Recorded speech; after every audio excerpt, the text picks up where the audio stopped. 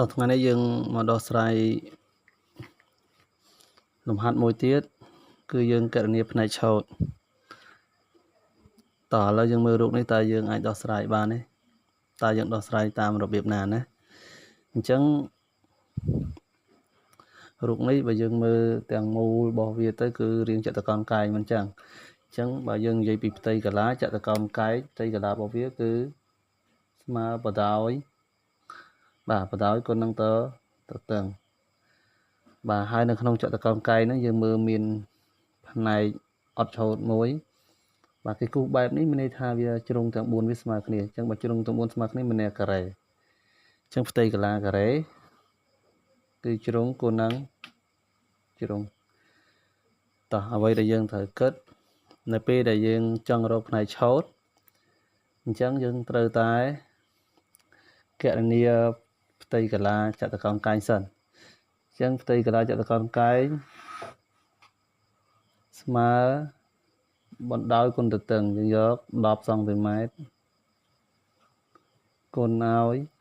8សង់ទីម៉ែត្របន្ទាប់មកយើងធ្វើមួយទៀតគឺយើងដកបើកាលណាយើងគុណទៅនេះអាផ្នែកអត់ឆូតនេះវានៅក្នុងនឹងដែរអញ្ចឹងយើងត្រូវដកអានឹងចេញដកអាផ្នែកអត់ឆូតនឹងចេញអញ្ចឹងអាផ្នែកអត់ឆូតហ្នឹងគឺជាការ៉េអញ្ចឹងយើងដកចេញមកអញ្ចឹងបើការ៉េវាប្រវែងអានេះ4សង់ទីម៉ែត្រអញ្ចឹងមានន័យថា4សង់ទីម៉ែត្រគុណឲ្យ4សង់ទីម៉ែត្រតោះតមកយើង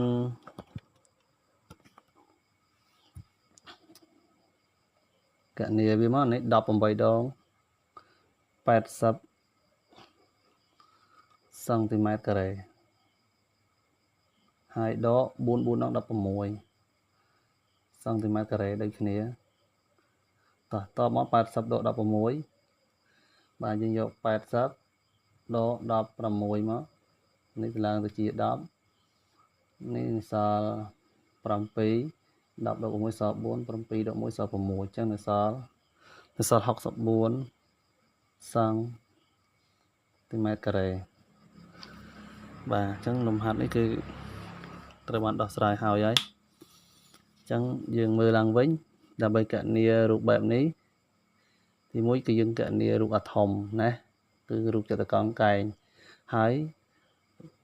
យើងដកអាផ្នែកអត់ឆូតនេះចេញទៅវានៅសល់ផ្នែកឆោតហើយអញ្ចឹងងាយស្រួលទេអូខេប៉ុណ្្នឹងឯង